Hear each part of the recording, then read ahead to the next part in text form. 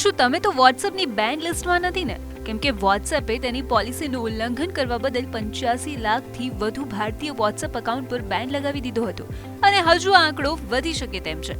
પણ આજે વાત એ છે કે વોટ્સએપ ક્યારે એકાઉન્ટ પર બેન મૂકી શકે છે.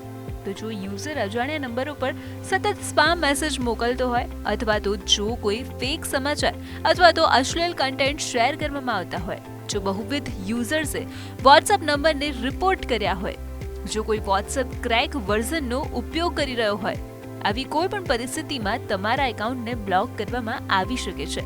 તો હવે સવાલ એ છે કે તેને અનબ્લોક કઈ રીતે કરવું?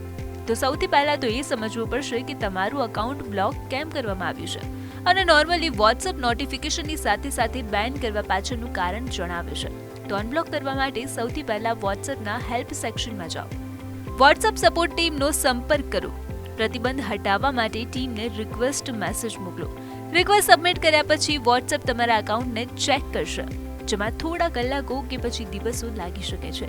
જો તમને 48 થી 72 કલાકની અંદર કોઈ જવાબ ન મળે તો તમે કરેલ મેસેજના રિપ્લાય માટે ફરીથી રિક્વેસ્ટ મોકલી શકો છો. અને બસ, જો બધું બરાબર હશે તો તમને તમારું એકાઉન્ટ પરત મળી જશે.